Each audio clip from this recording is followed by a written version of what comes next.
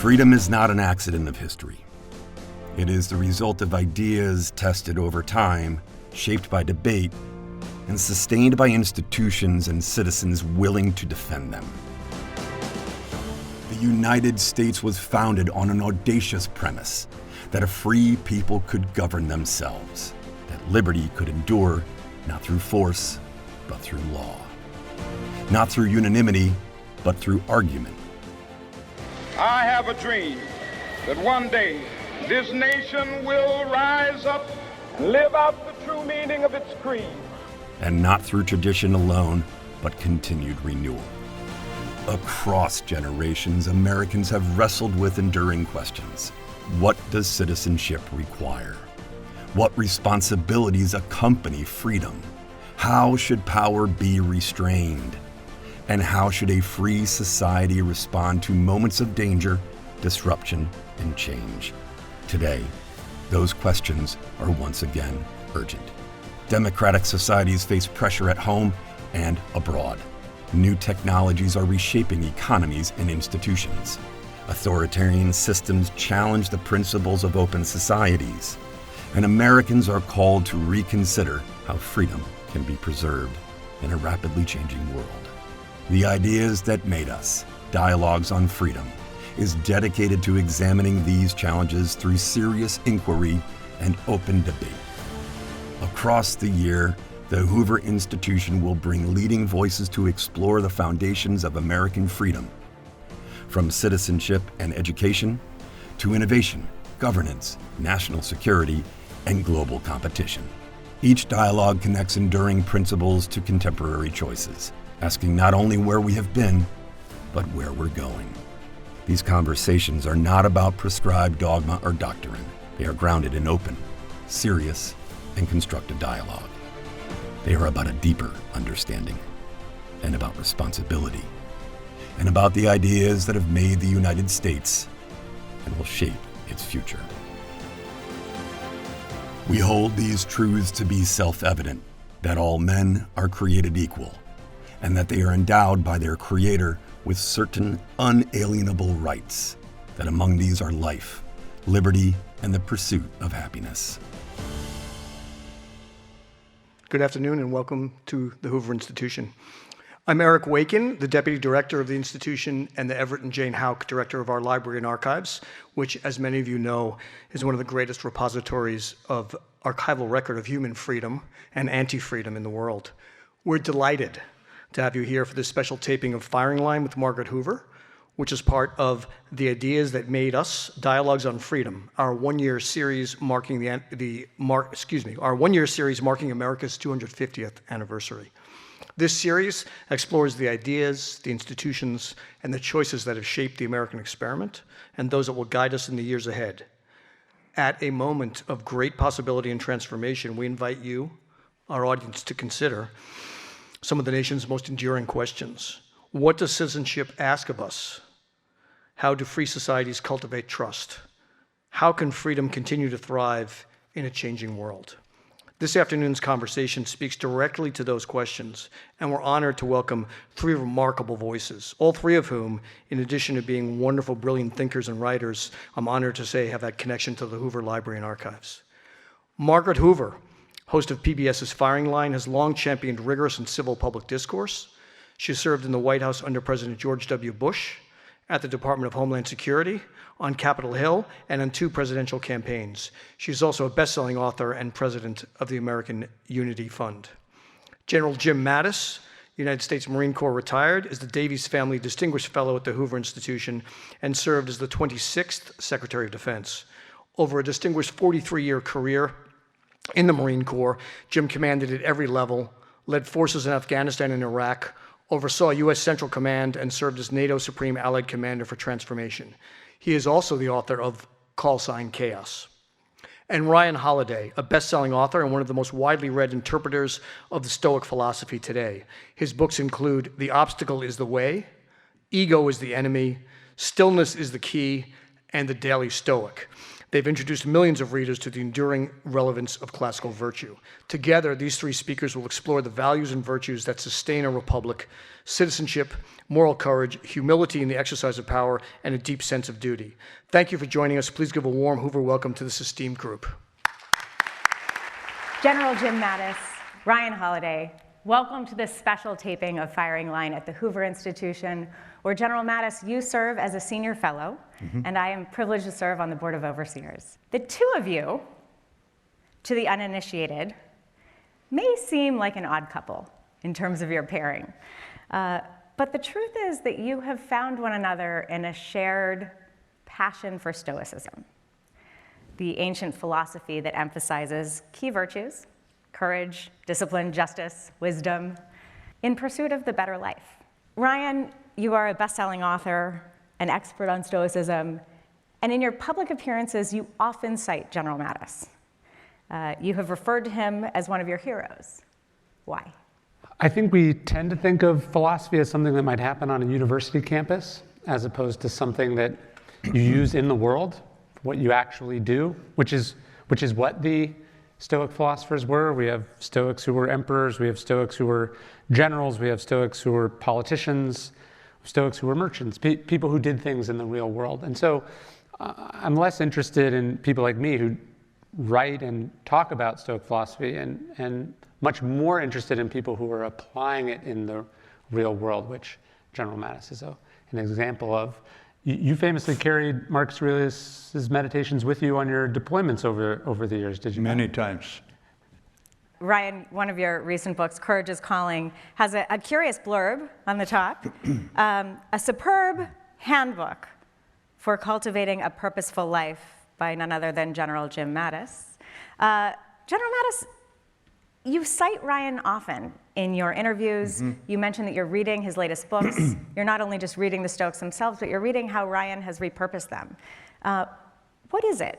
I will say also, we know you to be, as you are called sort of popularly, the warrior monk, a man and a general who has a library of thousands of books. So what is it about Ryan's work that speaks to you? Well, first of all, Margaret, thank you, because while Ryan and I have been back and forth communicating many times over the years, this is actually the first time we've ever met in public or met at all. So thank you for this opportunity. But the problem that you face, I think, in the military on a personal basis is you're often careening from one crisis to another. It's just the norm of military life. Military generally are not used unless there's a crisis of some kind. And a crisis is often defined by what? The people who are affected are not in control. You've got to deal with it. You're not going to control it. And so what you do in a crisis as a human being, you fall back on something.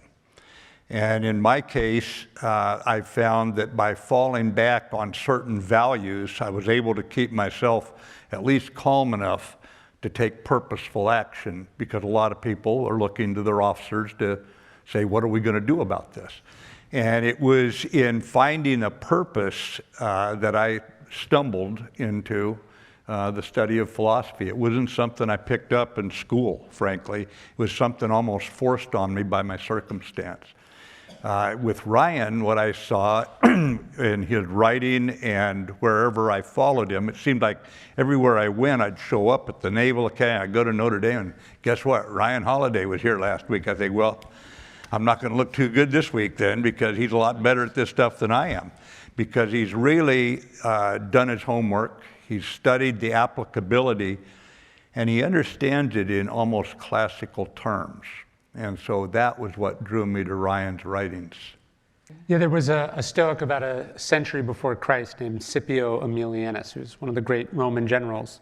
And he was famous, an ancient historian said, for training as much in philosophy as he did at arms. And I think of General Mattis as maybe a modern reincarnation of that very timeless idea. The warrior monk as an archetype is not a new thing or even a particularly rare thing. You have to study what you're doing. And as you talk about in your book, the idea of learning by trial and error is both arrogant and reckless. And so we turn to the past because the people in the past lived through situations like we're in right now, like whatever the one that you're in as an individual right now. And this goes back to the origin of Stoicism. Zeno is this merchant in the Mediterranean, and he stops at the Temple of Apollo, and he asks the oracle there for the secret to the good life. And she tells him that it is having conversations with the dead. And that's what he takes this only later to mean that reading the study of philosophy is a conversation with the dead. Mm-hmm. And how do we access this wisdom, bring it into our own lives? Because, again, to the general's point, to learn by trial and error is largely an expense paid by people other than you. We're approaching the 250th anniversary of the Declaration of Independence, the signing. This is a time in our country of division, uncertainty, and now war. General Mattis, what guidance can Americans glean from the founding generation? Well, Tom Ricks has written a book about this sort of thing called First Principles. And what you do when you're in a crisis, you fall back on your first principles. Well, what are our first principles? Declaration of Independence, you just mentioned, the Constitution, the Bill of Rights. And you fall back on those things, and you look at our founding fathers who, drawing from the Enlightenment, which is all based on the ancient Greek and Roman philosophers, they had guidelines for themselves. And based on those guidelines, they drew up those documents with a lot of skepticism about human nature, yet a belief in, quote, the people, unquote. And so what you do is you look for something to kind of ground yourself on. I mean, think of the Simon and Garfunkel song about Mrs. Robinson. And where have you gone, Joe DiMaggio? Our nation turned its lonely eyes to you. In the midst of this time, we can be turning back to our first principles and the Joe DiMaggio kind of leadership, which is mature, humble, competent, and all these things that really are summed up in a code that you live by. Again, a song, you, when you're on your road, have got to have a code to live by. Crosby, Stills, Nash & Young, for us gray-haired guys, right, sir? And so the code you live by is probably found somewhere in those principles, because there's nothing new under the sun, as Ryan said. And people have been through it before. I mean, the people who think this is so bad, what's going on right now in the country. And yet the founding fathers were mostly still alive when we nearly made Aaron Burr our president, okay? So get over it. This is nothing, these aren't dark times. These are stern times. These are testing times. Welcome to democracy, the worst form of government except for all the rest we've tried. And it's worth pointing out that ancient philosophy was what the ancients turned to also. When Marcus Aurelius comes to Stoic philosophy, it is roughly 500 years old. Yeah. So he is looking backwards and going, how did people live through moments like this before? What do my predecessors have to teach me about a moment like this, as we are doing today? It's this, I think it's both reassuring and then, of course, a little disappointing that we're still doing the same things that we've always done. And when the people point out that the Stoics can be a little depressing, that's one of the things they're meditating on, is just how little has changed over the last 20 centuries. But it is true that the ancients were looking backwards to Cato, and Cato was looking backwards to Zeno and Cleanthes and Chrysippus and the founding Stoics. And so it is this ancient thing. It probably says something about the moment of time that you're in when Stoicism is popular again. The founders were turning to it because the founding wasn't a walk in the park either. It was a dark time. And just remembering that there have always been moments like this and that people have lived through it. And then we're lucky enough that they distilled some of those lessons into these classical works that we can benefit from now. That's the journey. You both point to George Washington as sort of the seminal founder who drew on the Stoics, but particularly, Cato, and the fact that he He even arranged for Joseph Addison's performance of Cato's play in Valley Forge during the Revolution at a time when Congress had banned theater. Yeah. General Mattis, what is it about Stoicism that is so beneficial to the military? You know, if you look at what he went through, I can give you 100 quantifiable reasons why we failed in our Revolutionary War. And each time you find where Washington is able to stand the strain. And he was not a perfect human being, not by a long stretch of the imagination, but he also knew his own weaknesses. He knew he had a volcanic temper. And one of the principles that you draw from Stoicism is self-control. And so he learned, how do you actually lead an army of free men, and in some cases slaves? How do you lead that army to surrender some of their personal freedom so that they can survive and thrive and have victory on a battlefield eventually?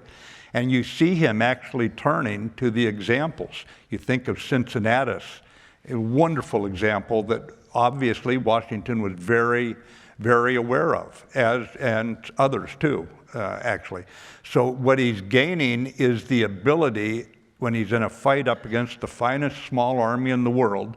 Remember, the Redcoats a few years later are going to humble Napoleon. That's the army that he defeated by keeping his army alive all those years, and he's doing it largely set on a foundation, I think, of the ancients, of the philosophers. Furthermore, he has learned how to actually apply what they said and what they wrote about, and he is the most boring leader you can ever find.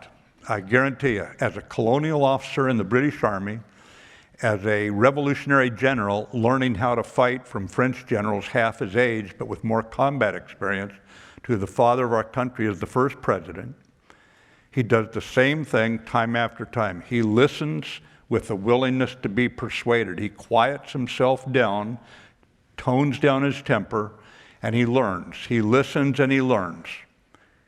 And then, a matter of fact, one of his aides said he listens so well he can even hear what's not being said. That is a man in control of himself. And then, after listening and learning, he helps them, and then he leads. That's the way he melds this army into a war-fighting instrument that can actually survive these bloody battles. And so you see almost a direct line from the examples that he reads about straight into his conduct on a daily and hourly basis, listening to even what's not being said. He can even read body language, in other words, in the midst of all the crises he's going through. And remember, in crises, we fall back on first principles. He had them in him. He didn't just read it and then pass the course in college. He never went to college, you know. He actually lived them. We do these men and women a disservice when we make them superhuman, when we forget that this was hard work. Mm-hmm. You know, one of the sculptors of Washington spends, hours with him sitting there. He notes that actually right beneath the surface there were these fiery passions, that he was in fact an incredibly passionate and man with quite a temper, as you said. And he notes that Washington's first victory then is over himself, which is the basis of Stoicism, that no one who has not first mastered themselves is fit to govern or to lead. And so it was work for Washington. He's not naturally this way. There are people who are naturally lowercase Stoic, but I don't think that would describe Washington. It wouldn't describe John Adams. It wouldn't describe many of the founders. It was work. They learned about these ideas as young men, and as part of the educational process, and then it was a lifetime of trying to apply them and falling short and trying to get a little bit better, falling short and trying to get a little bit better. And that is what makes Washington so impressive, and why we were so lucky. I think Thomas Paine wrote that how uniquely suited Washington was for the moment. He said there are some men who, adversity makes them wither, makes them fall apart, and then there's others in which it, I think he says, unlocks a cabinet of fortitude. And Washington is this embodiment of the Stoic idea of getting better because of obstacles and difficulties. The revolution is not the kind of war that he wants. It does not go the way that he wants, but he makes it work. And that is, I think, his genius. You have said, Ryan, that Abraham Lincoln is perhaps the only president to simultaneously embody all four of the Stoic virtues: courage, discipline, justice, and wisdom. How and why was that so unique? What's so impressive about Lincoln, unlike many of the other great men of history, your Napoleons or your Caesars or your great conquerors, or he uses his ambition, his power to bind a nation together, to heal, to put it back together. He said every man has their peculiar ambition, but his ambition, unlike so many of those towering figures, doesn't come at the expense of anyone else. He's great in that way. He was actually writing about those figures in a letter, and he talked about how you can become great by making slaves of men or by freeing slaves. And there is something, I think, uniquely wonderful about Lincoln in the ends to which he directs this ambition. And he's a towering figure in that regard. You could look at him as this self-made man who educates himself, who comes from, to conquers great heights, but there is this moral purpose to it that I think isn't shared necessarily by all the people who hold that office. That brings to mind, Ryan, something that Ralph Waldo Emerson wrote. And ladies, he wrote in the masculine tone of his time, so bear with it. But he said, "Great men, great nations have not been boasters and buffoons. Rather, they have perceived the terror of life and manned themselves to face it." By manning themselves, they're disciplining themselves. They've got to have the inner character to actually deal with the reality. And any leader's number one responsibility, whether it be of a corporation here in Silicon Valley or a football team or anything else, is they have to define reality. It is very hard to define an external reality if your internal geography is churning with no real anchor point. You'll pick up very quickly if you have a leader who does not have a quiet mind. If you're in a crisis, you'll read it loud and clear. And Lincoln was somehow able to take the worst crisis of our young nation, still young nation, even at 250. And I think that this is why, is what Ryan's pointing out. It's easier to be successful, and so I think Stoicism has been misinterpreted. It is not a recipe for being a better sociopath, right? It is easier to succeed if you don't care about anyone else, right? If you're not held up by pesky moral principles or ideas or ideals. And I think what you see in Lincoln is this unique combination of an incredibly crafty and pragmatic politician who also had some what do you call them, flat ass rules, some things he would not do. Yes, some lines that were more important to him than anything else. And that kind of moral leadership is ultimately what Stoicism is supposed to that's why the virtue of justice is so essential. It informs the others. Looking back, General Mattis, at the 250 years of this country, or since our signing of the Declaration of Independence, what are the Stoic virtues that have most defined American leadership? I think that, first of all, the idea that we are all custodians of our democracy. We are all protectors of our Constitution. All of us have that obligation. I think we've gotten big as a country. We're spread out, we're diverse. At times it can seem like these things are kind of out there and we're more spectators. But democracy is not a spectator sport. And I think what it really has brought home is that we're going to have to get together. Really what we have is one great big dispute resolution process is what a democracy is. You think one thing, Ryan, you've got another, I've got another, and somehow, in the interest of our children and generations to come, we've got to figure out how to deal with it right now. And I think that that is a fundamental requirement that we then meet those the demands with all of us pitching in and working on it. And that is the fundamental idea of a democracy. No one's going to get everything they want their way. At times we're going to be compromising, and we're going to be working and making certain that we can deal with those fundamental problems, so what we turn over to the next generation is something just a little bit better on our goal for a more perfect union. There's a word I never say if I've had 2 glasses of wine. It's usufruct, and you understand why. It was first used in presidential papers. I found it in Thomas Jefferson's. But basically it means that he was an agrarian guy. And he said, you know, when you take over your parents' farm, you, a guy or gal, you can change the water course, chop the trees down, plant things, move the rocks, do whatever you want. But you are obligated to turn it over to your son or daughter in as good a condition or better than you got it. Well, we hold this nation in usufruct, and we are obligated to do this. You cannot, as the Congress, surrender your constitutional duties. You do not have the right to do that. The Constitution is our guide, it is our protector, but it also must be protected by all of us.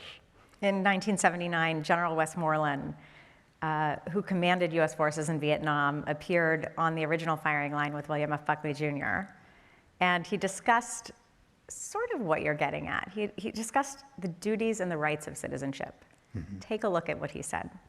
I don't believe our democracy long range is going to work unless there's an attitude in our society, and particularly among our young, that they have an obligation of service. Now, a principle of democracy is for every right there is a duty. For every right of citizenship, there's a duty of citizenship. Now, we inherited this principle from the British, and the British, I believe, inherited it from Roman law.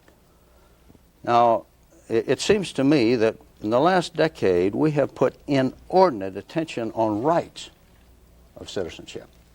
Rights, rights, rights. And in the process, we have neglected duties of citizenship. Of course, General Westmoreland was speaking in the context of the military draft. Mm-hmm. But to what extent, 250 years into our nation's founding, does our democracy's long-term survival depend on this greater recognition of civic duty? Well, certainly, if we don't all protect it, this idea that we're going to just pass on these freedoms and there's not going to be any kind of interruption of them is something that history would refute. We may be a very, very young country in the history of the world. We are the oldest democracy. How many people in the world's history have had the freedoms we have? And it shows why we have got a duty equal to every right that we get to pass those rights on undamaged, I think.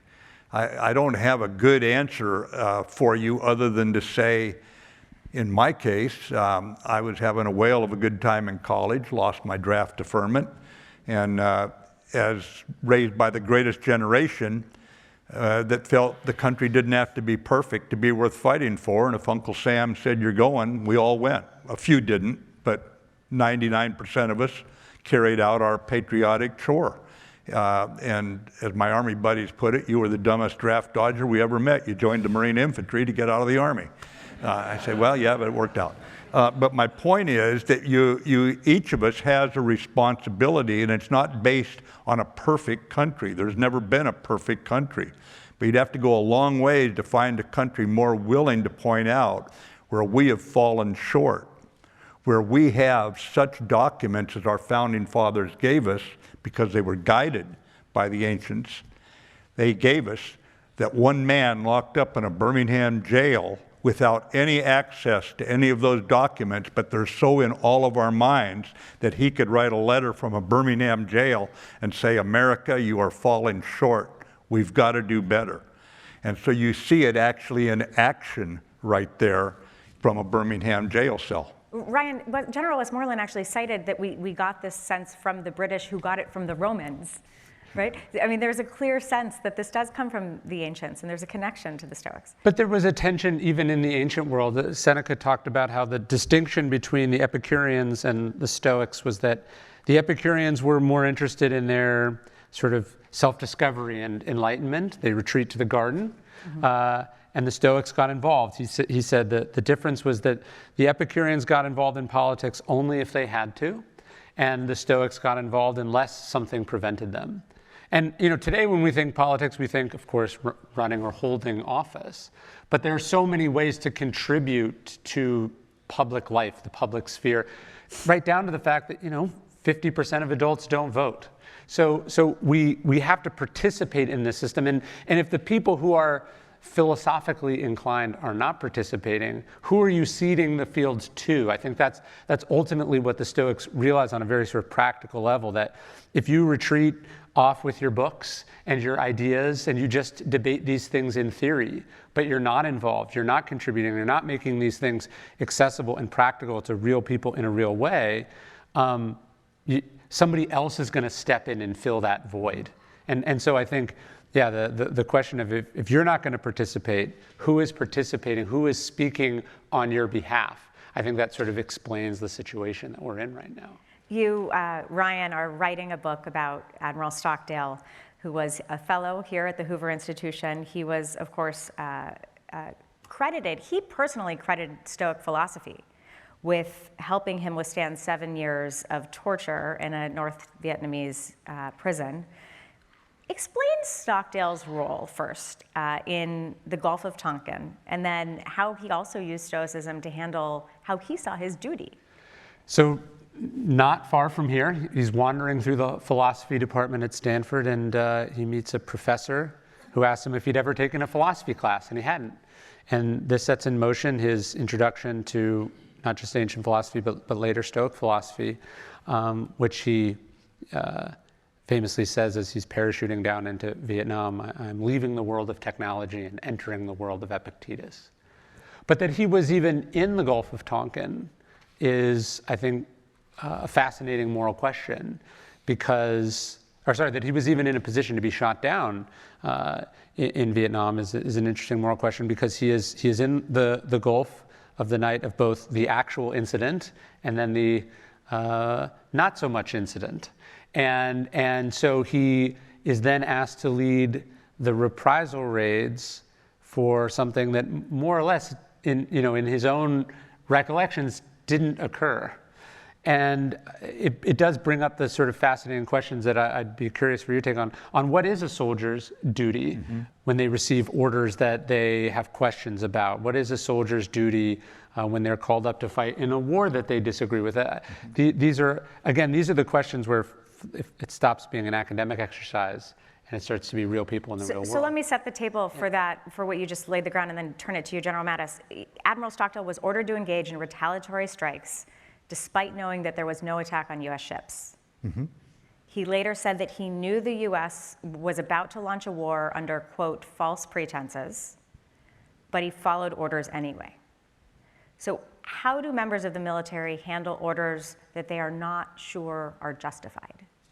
First of all, justified, there is an assumption that orders come down from the commander-in-chief who's elected by the American people. When those orders come down, they're transmitted out of the Pentagon. That's the actual process. And at the Pentagon, they will be reviewed by officers. And I'm going to say something very blunt here. The president that you elect and the Congress that we elect have the right to be wrong, and the U.S. military is still sworn to carry out those orders. Now, not illegal orders. These were not illegal orders. Were they justified? Debatable, to put it mildly. But what you do is you keep your faith in the fact that the Constitution is what you've sworn to uphold. And if under the Constitution, if the president was elected per the Constitution, you're to carry out those orders. Now, if you morally cannot, there were officers that walked into then Commander Stockdale's office on board the aircraft carrier Oriskany, and they took their wings off and dropped them on the table. And that is an option. You can do that. You can only resign, quit once. And you got to be very careful when you do it, because if it's seen as cowardice, that will ruin not only your reputation, but that is illegal. You are not allowed to be a coward when you're given orders. That's why they're called orders, not likes. You don't have to like it. It's an order. That's why they call it orders, okay? So you keep faith that the Constitution will not necessarily give you the perfect answer every time, but in the long run, the control of the people over who they vote in is what you're defending. And that is why you carry out the orders. It is at times very difficult for people who live with the freedom of our civilian society to comprehend, because they're behind that wall of the military and our CIA to protect their rights to have all the freedom they have. But if you ever have the military deciding, no, I don't think that's a good order, I'm not going to do that one, or, well, I've got a better idea, we'll go fight these guys. You don't want a military making those decisions for you. Even if they're right one time, I don't think it's a surprise to anybody here, but the U.S. military, senior leadership did not recommend the invasion of Iraq in 2003. And yet, when ordered to do it, we went into the fight, and this shows civilian control of the military. At that point, you try to carry out the orders as morally and ethically and efficiently as you can carry them out. And maybe someday they'll come back and say we were wrong to do something, and they may come back and say you were right. But you don't start deciding which orders you're going to obey. For example, in World War II, we're bombed in Pearl Harbor, the military said Japan's the #1 enemy. And FDR, our president, elected commander-in-chief, said, Hitler first, Germany first. And the Pacific, against the recommendation of the Chief of Staff of the Army, George Marshall, and Admiral King, the Chief of the Navy, we went after Europe first. And that is the obedience of the military. Even when they disagree, they carry out the orders of the elected commander-in-chief. And I think ultimately this is why leaders of virtue are so important, because they make decisions, life or death decisions, that other people have to follow and enact. And I think as I've explored this subject in these POWs, you see this fascinating contrast between people who are obediently and diligently doing their job, upholding their duty, their responsibilities, and that is continually being subjected to political leaders who are making expedient decisions, or making decisions for, or emotional decisions, or not being forthright with the American people. And so ultimately, you can't just have one section of your society adhering to the ideas of the Constitution or virtues and values. It needs to be balanced. And this is why Adams was so adamant that the Constitution would fail without, he said, a country without virtue and the people would go through the bounds of the Constitution like a whale through a net. He didn't just mean the political leaders, he didn't just mean himself and George Washington, he meant the people, that virtue and values and these ideals had to be important, and they had to be more important than financial self-interest, they had to be more important than political parties, they had to be more important than anything. Character is fate, the ancients believed, and they're right. Ultimately, it has to come down to character. General Mattis, you mentioned Iraq.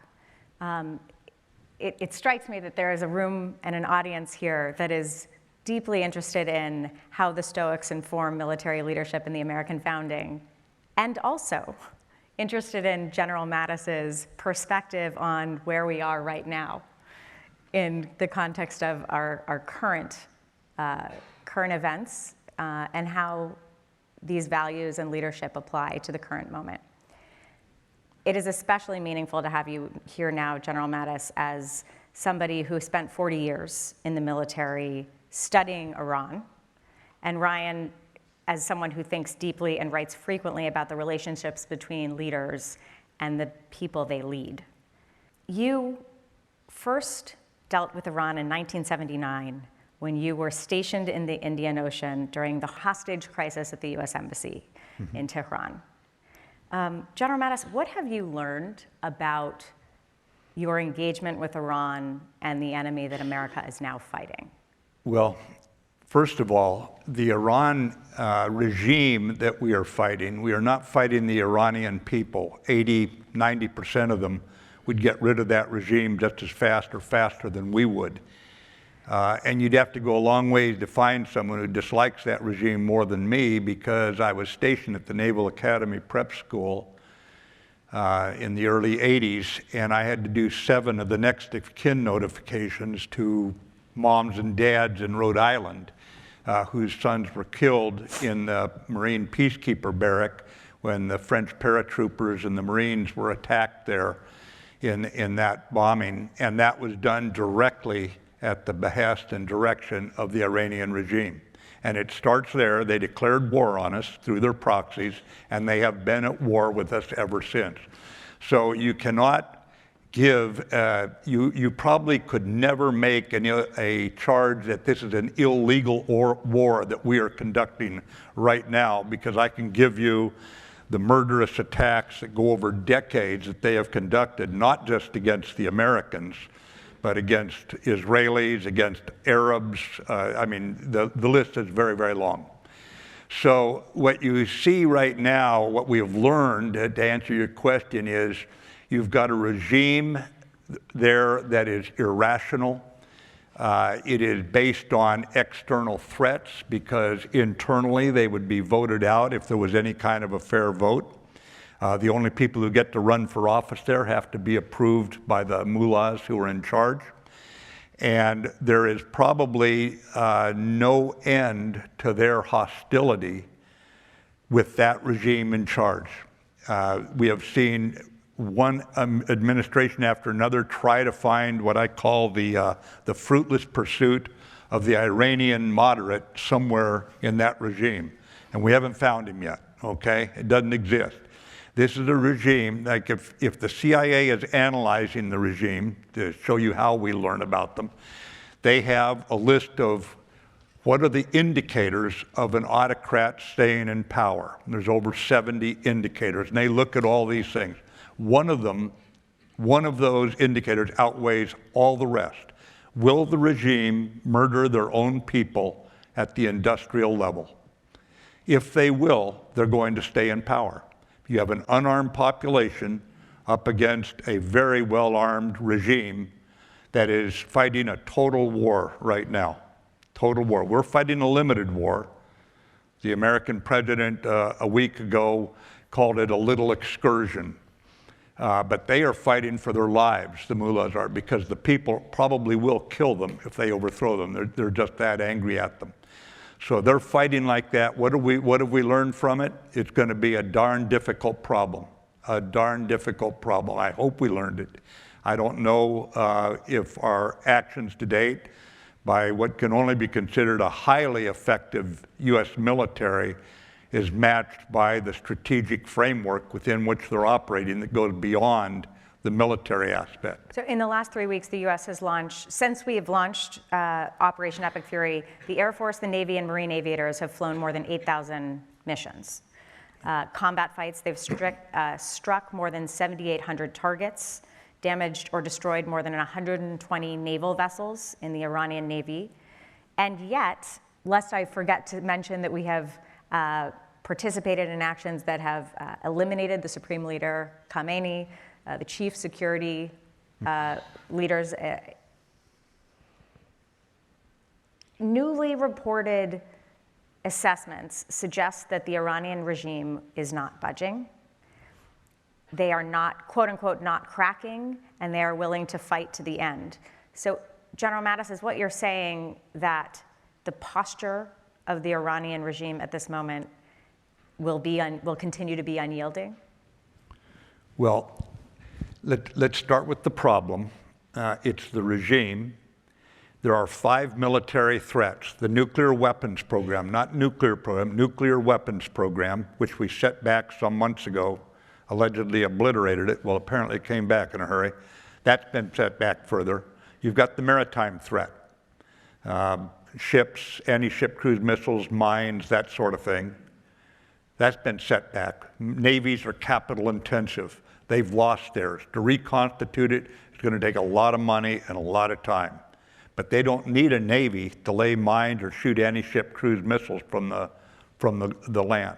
The ballistic missile problem has been set back. They've fired a lot of them. We've taken out a lot, and we've taken out a lot of their production capability. Then you got the cyber problem. Look what happened to Stryker Medical Equipment and how we just got them shut down. Big, big attack. That is still intact, but we can fight against that. That's not going to determine anything right now. Then you've got the proxies. You know them as Lebanese Hezbollah, Hamas, PIJ, Houthis, that sort of thing, plus lone wolves who are inspired. The military side has done that. Here's the problem. Targetry does not take the place of strategy. And right now, whether or not we have a strategy to actually use diplomacy, economics, allies, is still to be proven. I'm going to get to allies, and I'm going to get to you. It still seems, though, is it your understanding, based on what you know of the Iranian regime, that it seems plausible that their will is unbroken? I think it would be very unlikely that this regime would break right now. But like Hemingway's point about how a man went broke gradually and then suddenly, you know, it is a very fragile regime in terms of its grip, but it's strong enough with its murder and all. They've told, for example, they've told the Iranian parents, don't let your sons and daughters demonstrate because we will shoot them. We will go after them. So no, they're not going to go away anywhere right now. I would not think that they're going to break. So you've summarized one of your leadership techniques as, and especially on the battlefield, as clearly stating the purpose, sparsely outlining the methods that are to be used, and then you said you would always close your intent by explaining the desired end state of any mission. So how do you understand, as a civilian now, the Operation Epic Fury's purpose and desired end state? As you can see, the lady does her homework. It's murky. It is murky right now to understand what we in the military call the commander's intent. The first couple sentences are, my aim is, and you fill it in. And the last couple sentences are, at the end of this, we will have accomplished this. And in the method you give just enough to tell the Secretary of State, Secretary of Treasury, Secretary of Defense what you want them to do to carry that out. And we've heard things like unconditional surrender, we will select the next leader, take out their Navy, we've done that, take out their ballistic missiles, we've done that. We've heard all sorts of things, frankly, and it's been murky, and it's hard to articulate an end state that's achievable. For example, as the American president has said, it just takes a couple people to screw up the Gulf because they can get down there in their fishing boats and drop mines in, and Lloyd's of London and jacks the insurance rates up, and people don't want to send their ships through. And for the American president to say, well, you know, they're just going to have to show guts. Let me tell you, I've been in minefields and I hate them. And every ship can be a minesweeper once, but that's not the way you want to find the mines, I'll guarantee you. So right now, yeah, it's pretty confused. Ryan, you're also a communications expert, and one of the things General Mattis has always said is that, and you said this to me when you were first on the firing line in 2019, you said you have to get out in front of the American people and you have to persuade them. You have to have a vigorous debate. People have to debate why they're engaging, and then they have to be informed. You know, if as a civilian with expert knowledge on Iran and an ability to analyze the battlefield, you think this seems murky. Murky seems a little risky. But Ryan, from a communication standpoint, is there still an opportunity to communicate with the American public? Well, it probably seems murky because it is murky. And we have this sort of part of our culture right now that seems to think that planning and strategy and perspective, and I mean, you have one of the richest people in the world saying that empathy is going to be the downfall of Western civilization. We had another big Silicon Valley person say, I have zero introspection. I move forward, I never look backwards, which, by the way, is not what introspection is. Introspection is looking inwards. Yeah. And a little bit of introspection probably would have saved Mark and Teresa the scandal that came from those remarks, just thinking about how they might come off. But the point is, like, you're not an egghead or a loser or a dweeb because you want to step back and think about things and you want to have a plan. Because ultimately you have to communicate those plans to the people down the line. And I think we're dealing with the consequences of this sort of celebration and the raising up of passion and emotion and impulse and gut, which the Stoics would have told us to be quite suspicious of, and we're raising that up over strategic thinking, forethought, expert knowledge, a sense of history, and then of course I think the big thing we're missing is humility, right? A sense of limitations, a sense of weakness. This isn't to say that you never proceed because you're humble. No, humility allows you to proceed confidently, knowing that you have a plan that matches strength against weakness, as opposed to the delusion that ego brings, which is in complete ignorance of your vulnerabilities and weaknesses. And I think we are dealing with the focus on American engagement in Iran has now shifted to the Strait of Hormuz. General Mattis, is there an end state that you can imagine our country could live with now that is achievable? I think we would have to go into a negotiation.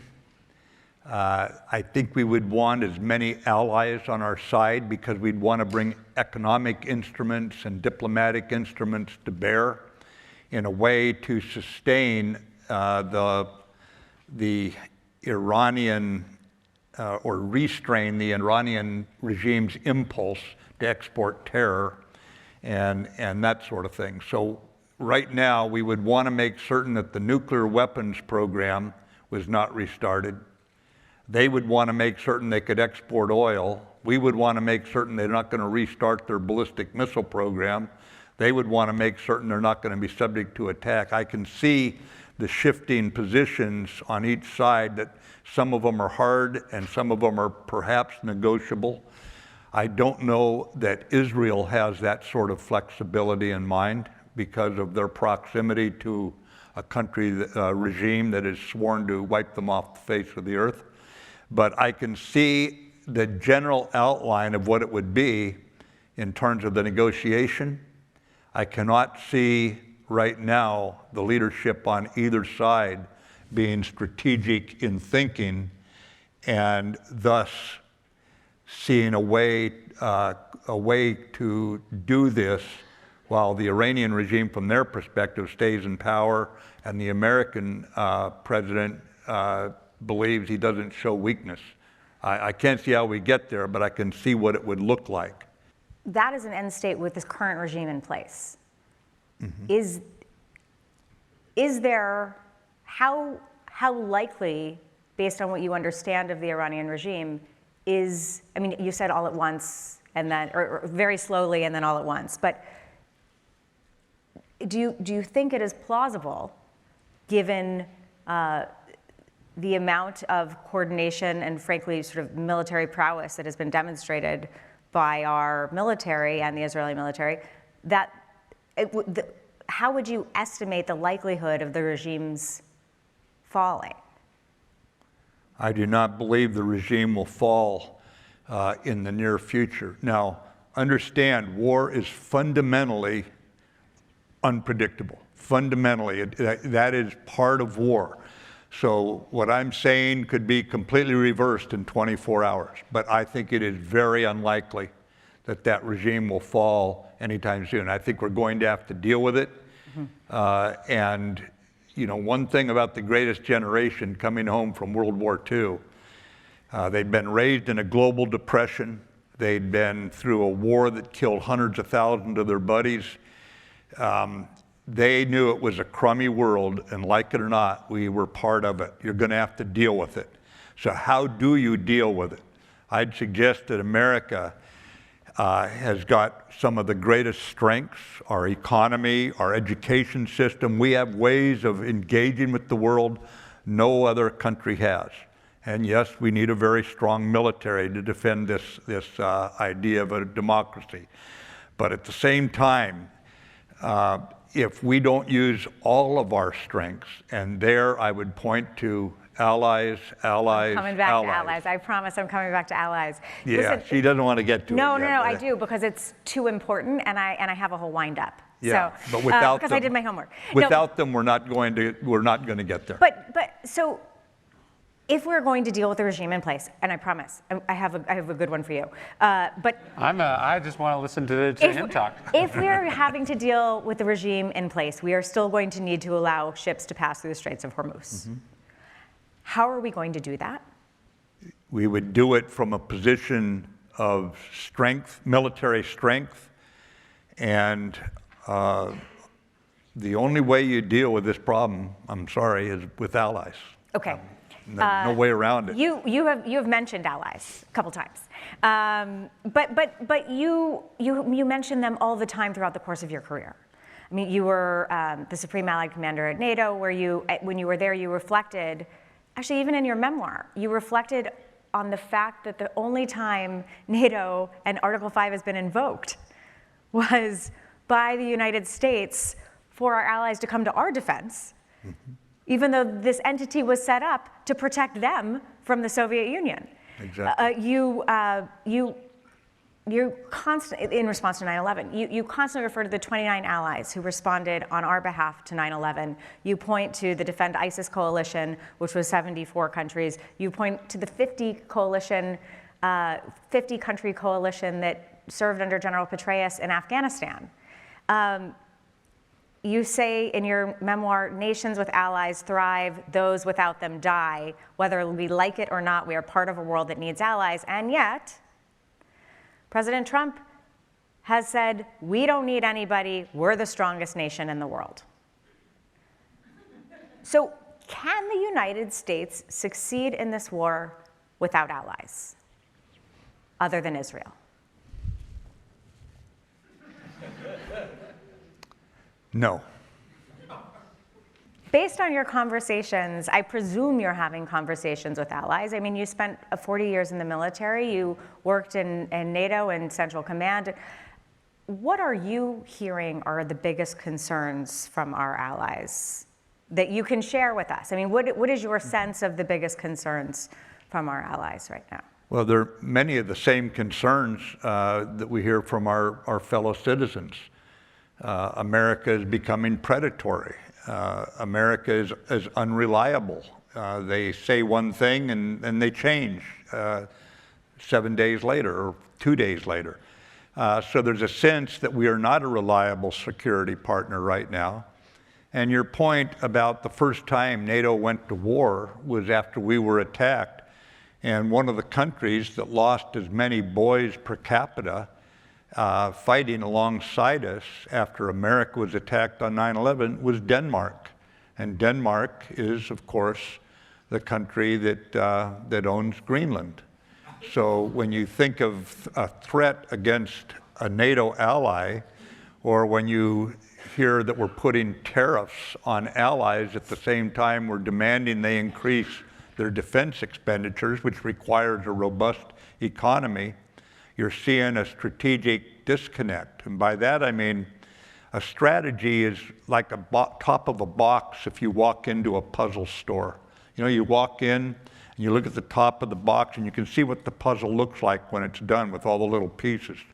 Strategy is the partial alignment of hundreds of little pieces, things going on. And right now, many of the actions we're taking, unfortunately, mean that we're working against our own strategic outcome at the end. And you can't bring allies on board if they don't trust you. George Shultz, who many of you know was part here of Hoover for many, many years, one of only 2 Americans who held 4 cabinet-level positions in his lifetime, actually in our history. One of only 2 to do that. I only held 1 position, and I'm still in therapy from it. And he used to say this, he used to say that trust is the coin of the realm when it comes to relations between people. With trust in the room, you can do just about anything. Without it, you can do just about nothing. At the height of the Cold War, when President Reagan accurately defined the Soviet Union as an evil empire, at the same time we were engaging Secretary of State Shultz with their Minister of Foreign Affairs, Shevardnadze, and we started the process to remove 75% of the nuclear weapons on Earth. We didn't agree with the evil empire, but you have to deal with what the world has given to you. As Ralph Waldo Emerson said, you must perceive the terror, and then you got to man yourselves to face it. And we did. We're going to have to deal with this threat by this aberrant, bizarre, murderous regime in Tehran, and we're going to do it at the end of the day with allies, lots of allies. Ryan, in 2021, you welcomed then Major General Dan Kane, who is now currently the chairman of the Joint Chiefs of Staff, to your wildly popular Daily Stoic podcast. How does the man who is now supervising America's military engagement around the world rely on Stoicism? I imagine it is a difficult position that he finds himself in. You don't get to choose your boss in the military or in any part of the world, right? You don't get to choose your boss, but you do choose how you decide to serve them. I think he's done an admirable job being the voice of reason when he can. He seems to be someone in command of himself. You don't see him engaged in backstabbing or attention-seeking behavior. You see him, when he addresses the press, doing so respectfully, doing so with a certain amount of humility and gravitas, given the nature of what he's dealing with. And I'd like to think, and I do know his sort of personal study of the Stoics has informed that approach. And you want to go back to the jobs that these types of people had 2,000 years ago. Marcus Aurelius is the emperor of Rome. Seneca is the advisor to Nero. Cato is there as Caesar attempts to overthrow the Republic. The Stoics were there in the thick of things, in good times and in bad, and tried to do the best they could. They tried to do their duty as they understood it, and that's what I understand General Kane is doing. Have you talked to General Kane about his study of Stoicism? I have not, no. Yeah. I think you're both fans of Ryan Holiday. In 1979, not only were you in the Indian Ocean, but it was 1 month after the Shah fled Iran after the Islamic Revolution that General Al Haig joined William F. Buckley Jr. as a guest on the original firing line. I'd like you to listen to a short clip from General Haig reflecting on what happened in the Iranian Revolution. Take a look. I have been concerned about Iran for a matter of weeks. I suspect I've been as guilty as most anyone with respect to the ultimate outcome with which we are now faced. In what sense were you guilty? Well, I think the compression of events that we've observed here over the past 2 months exceeded even the most pessimistic of concerns that I certainly held, and most anyone in the West.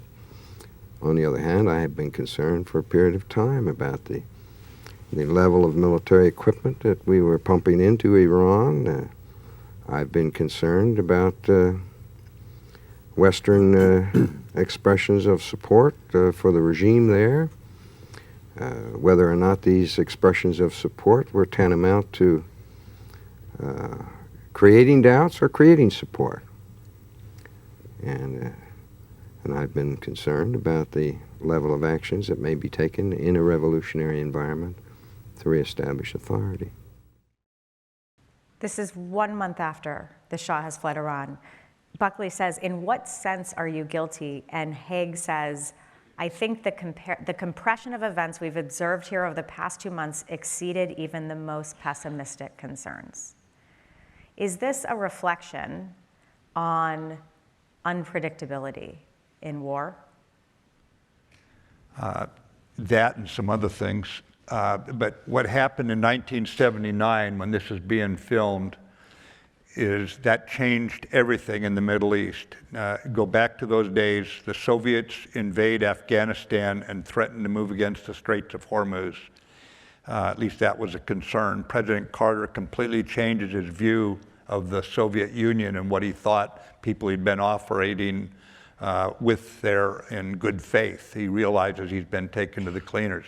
In Iran, the Shah falls, and this regime that we're now dealing with comes in some 47 years ago, whatever it is. And then what else? Oh, the Grand Mosque falls to the nutcases, the political Islamists, what eventually becomes the Sunni side of the terrorist organizations coming out of the Mideast. And so out of that, the question when this war started some couple of weeks ago, were we going to fundamentally change, from a strategic point of view, fundamentally change the construct of the Middle East? Israel, using hard power, had basically shattered 2 of the militias, well, 3, PIJ and Hamas in Gaza, and Lebanese Hezbollah have been handled pretty roughly there by the Israeli military. And was there an opportunity now to rock them back so far on their heels that the regime would fall? That obviously has not happened, although it's been defanged in terms of its proxies, in terms of its nuclear program has been set back, Navy sunk, you know, the ballistic missile set back, this sort of thing. But the regime is still there, so basically the war on a strategic level has not changed the overarching framing principle of what we have to deal with in that area. And we will have to deal with it. We can't walk away and say, sorry, we got distracted or we got tired of this. We're gonna have to deal with whatever comes out of this current war. And I think it's going to include that regime still there that goes back to that fateful year, 1979, in the Middle East. I think Truman said the only thing new in the world is the history you don't know. And a real basis and understanding of why we are where we are, and not just your immediate emotional reaction to a situation strikes me as something very necessary. A prudent character of leadership. General Mattis, if we are going to deal with the regime that is in place and we are not going to do it without our allies, what is the best posture for the United States, given where we are now, which is a position that has essentially alienated our allies? Is there a method or a mechanism for repair, for trust rebuilding? Is there a path forward? Yeah, and you go to the heart of it right there. There's a saying about trust. It departs on a horse at a gallop. It comes back at a very slow walk. It's going to take us probably 12 years, I would estimate, and I'm using those numbers because I've talked to leaders in other parts of the world, thought leaders, political leaders, military leaders, and I get the sense it's going to take us 8 to 12 years to restore the levels of trust that the Allies believe that we are once again someone they can count on. There were times when they thought, well, we had one president come in they couldn't get along with, and they thought, well, we'll watch it. And something would happen, and they'd say, well, I guess we can deal with this new guy, and whatever. This time, we've really had a rough go with our allies. We've treated them poorly, and I think it's going to take a while to recover. But it's going to be by giving our word on something and living up to it, and going back to a strategic approach. And a strategic approach, for those who get concerned that I'm talking military, a strategic approach starts with diplomacy. It includes the military, because our diplomats need a strong military to speak with authority. It also includes things like our economy, our trade relations, our education system that brings people here. All these things work together for a good strategic outcome. And a good strategy is an appetite suppressant to war. It is not an appetite increasing tool, because you don't go off and do silly things if you've got a strategy, because it sets priorities, and you don't do something, for example, reopen Russian oil, take sanctions off Russian oil, because that's a key problem for Europe right now. You don't do certain things that end up actually causing you more problems down the road. So we're going to have to get back to thinking strategically and giving our word and living up to it. We do have a national security strategy that was published, and it was essentially a love letter to the Monroe Doctrine, which said that we would just focus on our hemisphere. So the strategy was there, but you say if we're going to get back to a strategic approach, that suggests that's not what we're following now. What are we doing now if we're not being strategic? Well, I'd point out that globalization is not a policy, it's a reality. I'm all for spending more time with our neighbors and engaging more with them diplomatically, more with them on commerce, that sort of thing. Very few of our hemisphere's problems have military solutions, so it wouldn't involve a big military effort at all, perhaps. But the bottom line is we can't say that the rest of the world we can just kind of not pay much attention to. I mean, right now we've got a significant part of the U.S. Navy in the Middle East, and I don't remember that being mentioned much in the strategy that you're referring to. So we're still strategy free in what we're doing. You mentioned easing the sanctions on Russian oil. President Zelensky said that certainly does not help peace and only strengthens Russia's position. Mm-hmm. It sounds like you agree. How is China reading these actions? Well, China is benefiting from a lot of this, and Russia is benefiting militarily because weapons that could have been given to Ukraine are not being given. They're being used in other places, that sort of thing. Economically, Russia is benefiting.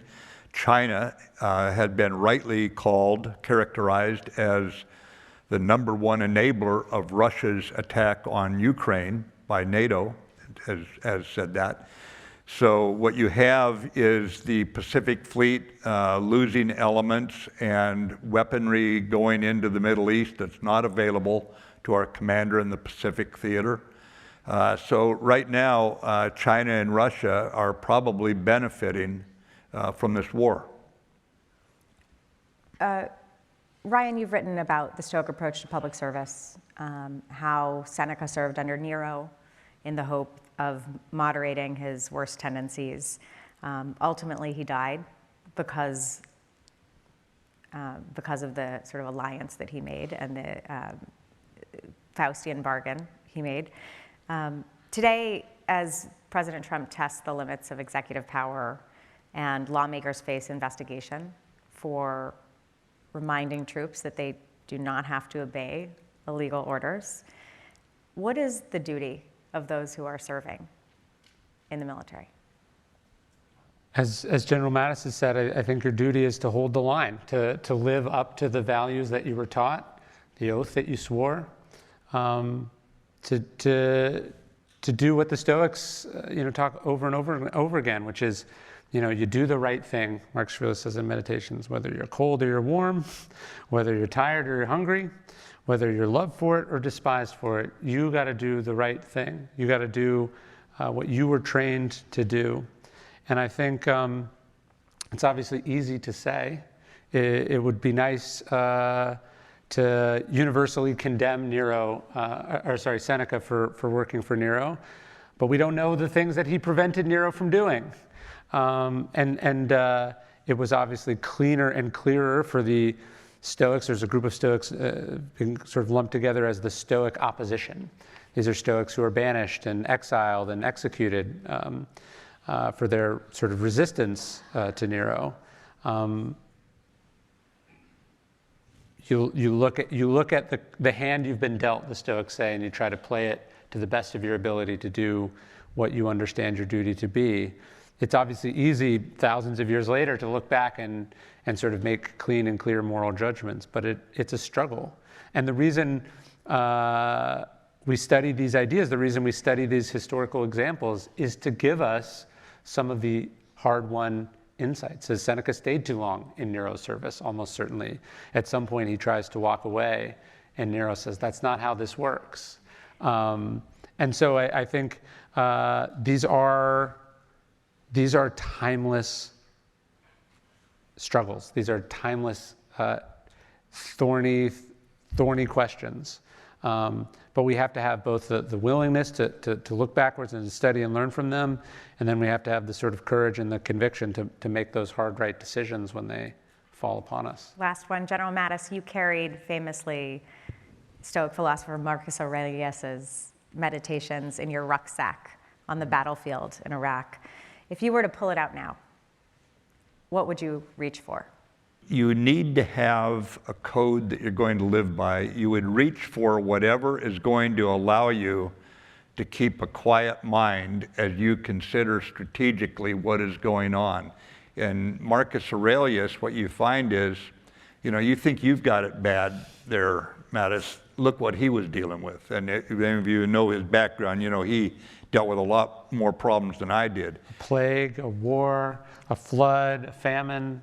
His family situation, coup by one of his friends, it was one darn thing after another. Welcome to life, So what it would do, it also, frankly, I'd read it before going to some meetings in Washington because I was afraid I might reach across the table and want to do something there, so it would calm the raging beast in me, No, but it does allow you to put it in context and be a little humble.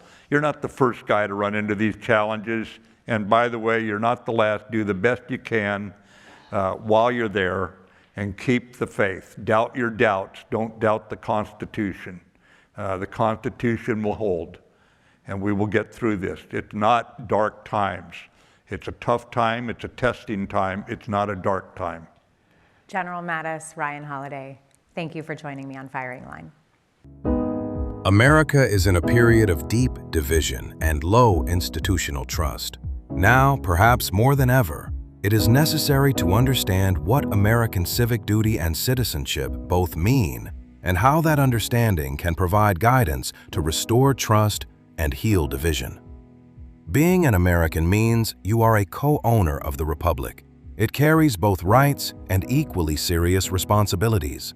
Voting, running for office, simple local volunteering, even boycotting, protesting, and civil disobedience help strengthen the fabric of our society and fortify the foundation of our country.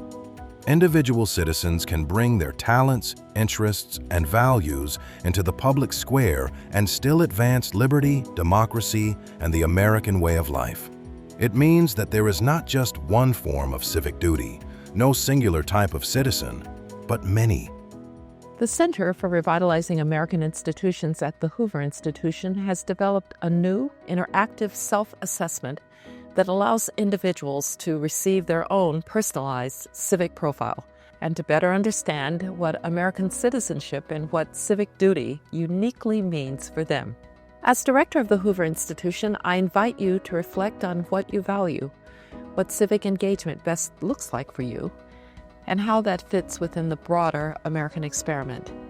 Rather than judge or divide, the civic profile helps to better understand ourselves, our neighbors, and all Americans so that we can all more fully appreciate the effort that it takes to build and maintain a free society.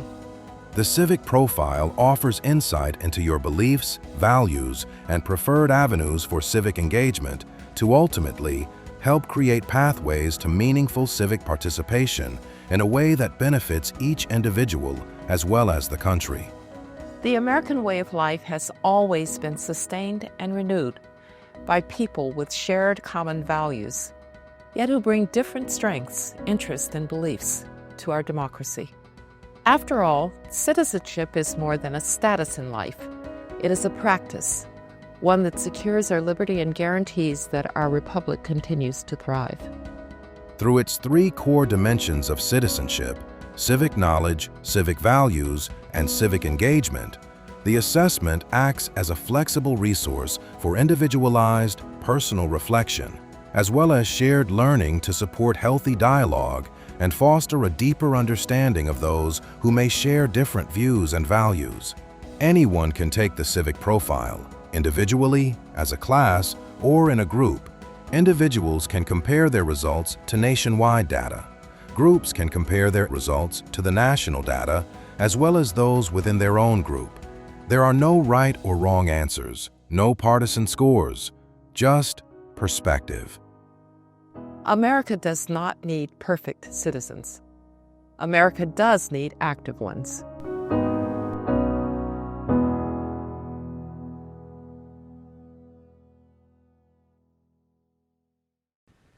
Okay, so that is the Civic Profile. There's a QR code in your pamphlets for the evening, so you can take your own civic quiz, get your own Civic Profile when you go home tonight and reflect, as the Stoics would, introspectively on what kind of citizens we are. All right, we have 10 minutes for questions, and so I would love to make this rapid fire. So I am going to ask our participants to see how quickly they can rapid fire answer them.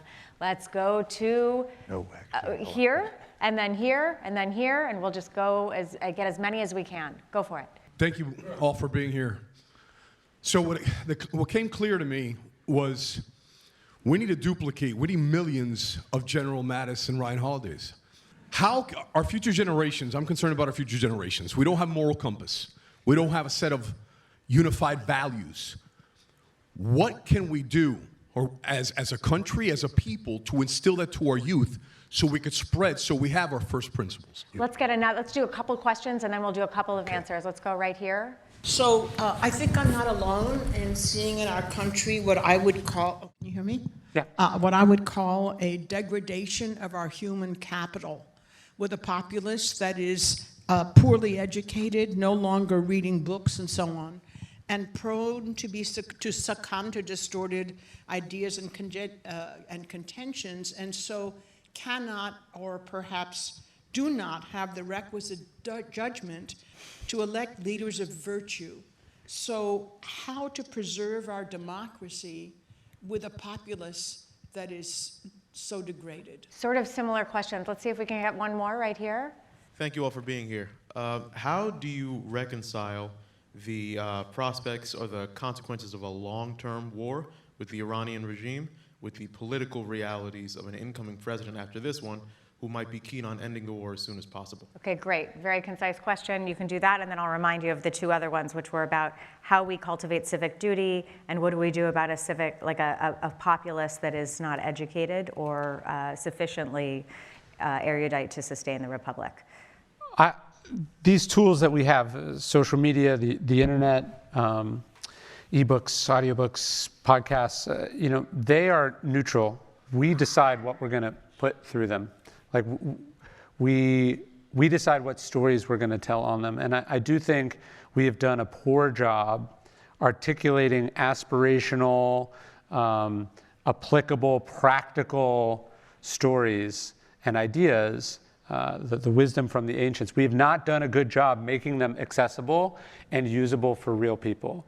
And that's one of the things I think about in my work. I didn't come up with any of these ideas. What I try to do is take them and translate them not from ancient Greek or Latin, which I don't speak, into English, but from philosophy speak into the real world where people actually are. And what I ended up finding is there's, in fact, an enormous audience of millions of people that are interested in that. And the ideas do translate well.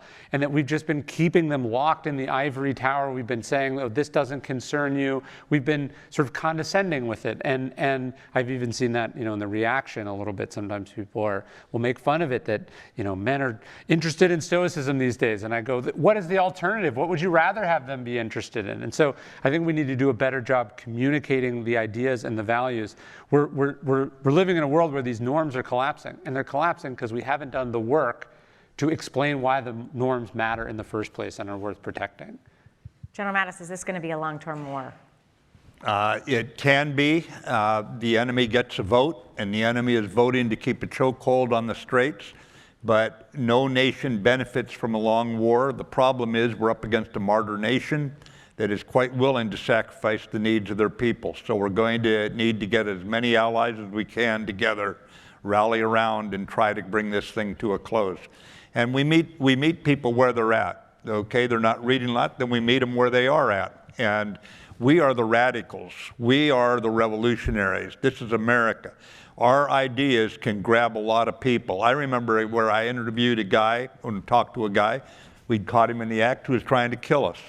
And you know what his final question was to me after I told him he was going to jail and he was lucky he wasn't dead? His last question was, do you think if I'm a model prisoner, my family can emigrate with me to America? Think about that. So on our worst day, when you're ready to throw a shoe at the TV screen, we have the radical ideas. We just need to meet them where they're at and use all the different social media and all the other things and say, we'll fight it out on that ground and we'll win. Let's get a couple more questions.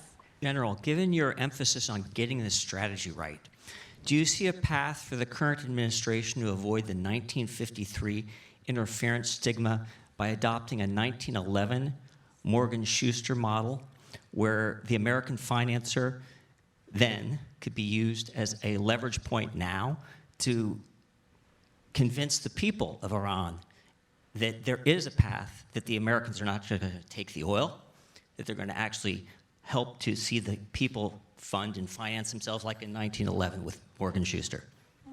Thank you.